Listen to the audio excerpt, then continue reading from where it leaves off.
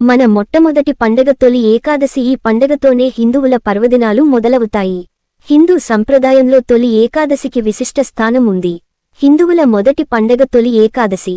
ముఖ్యంగా తెలుగు రాష్ట్రాల్లో ఈ పండగను బాగా జరుపుకుంటారు. ఈ పండుగ తర్వాతే వినాయక చవితి, దసరా, దీపావళి, సంక్రాంతి పండగలు వస్తాయి.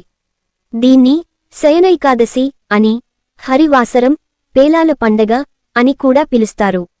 ఆషాఢమాసంలో వచ్చే శుక్ల ఏకాదశి రోజు ఈ తొలి ఏకాదశి జరుపుకుంటారు. పురాణాల ప్రకారం ఒక ఏడాదిలో 24 ఏకాదశుల్లో వస్తాయి. వీటిలో ఆషాఢ శుద్ధ ఏకాదశిని తొలి ఏకాదశిగా పిలుస్తారు. పురాణాల ప్రకారం శ్రీమహావిష్ణువు క్షీరసాగరంలో శేషతల్పంపై 4 నెలల పాటు శయనిస్తాడు. అక్టోబర్ లేదా నవంబర్ నెలల్లో వచ్చే ప్రబోధిని ఏకాదశి ఆయన తిరిగి మేల్కొంటాడు. ఈ 4 నెలల్ని చాతుర్మాసాలుగా వ్యవహరిస్తారు. తొలి ఏకాదశి నుంచి 4 నెలల పాటు చాతుర్మాస దీక్షను ఆచరిస్తారు.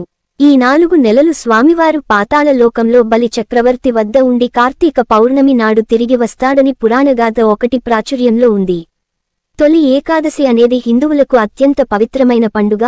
ప్రధానంగా వైష్ణవులు ఈ రోజున ఉపవాసం ఉండటం, ప్రార్థన చేయడం మరియు ఈ రోజున విష్ణువు యొక్క భజనలు పాడటం మరియు ప్రపంచవ్యాప్తంగా ఉన్న ప్రజలు ఈ రోజును జరుపుకుంటారు. ఈ మాసంలో వచ్చే మొదటి ఏకాదశిని తొలి ఏకాదశి లేదా శయన ఏకాదశి అని పిలుస్తారు.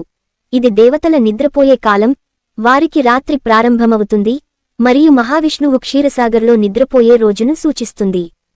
హిందూ క్యాలెండర్ ప్రకారం మొత్తం ఏకాదశిలలో ఈ ఏకాదశిని తొలి ఏకాదశి అని పిలుస్తారు మరియు పగటి సమయం తగ్గడం మరియు రాత్రి సమయం పెరగడం ప్రారంభమవుతుంది. ఏకాదశి ప్రాముఖ్యత. ఏకాదశి అంటే 11వ రోజు అని అర్థం. హిందూ క్యాలెండర్లో ఒక సాధారణ చాంద్రమాన మాసంలో 2 ఏకాదశులు, ఒకటి శుక్లపక్షం మైనపు దశ మరియు మరొకటి కృష్ణపక్షం క్షీణించే దశ సమయంలో సంభవిస్తాయి. విష్ణువు ఆరాధనకు ఏకాదశిలు ప్రత్యేకించి ముఖ్యమైనవి మరియు అధిక సంఖ్యలో ప్రజలు ఏకాదశి వ్రతాన్ని క్రమం తప్పకుండా పాటిస్తారు. ప్రతి ఏకాదశి ఏదో ఒక విధంగా ప్రత్యేకమైనది.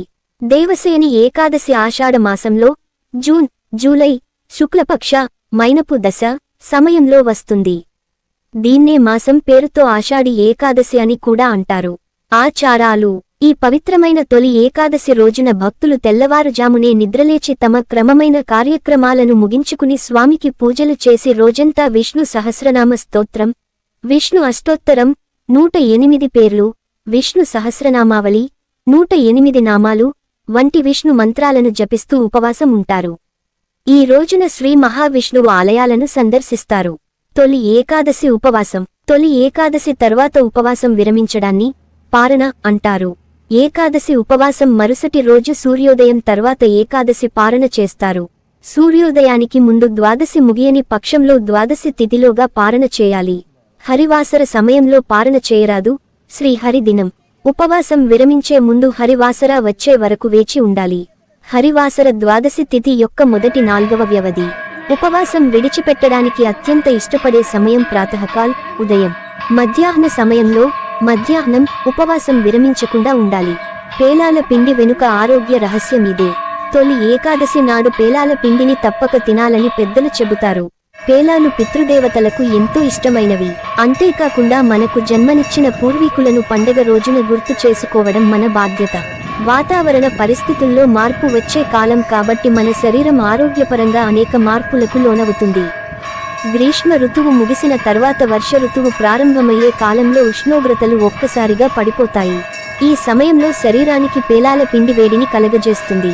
అందువల్ల ఈ రోజున ఆలయాల్లో, ఇళ్లలో పేలాల పిండిని ప్రసాదంగా పంచడం ఆనవాయితీగా వస్తోంది.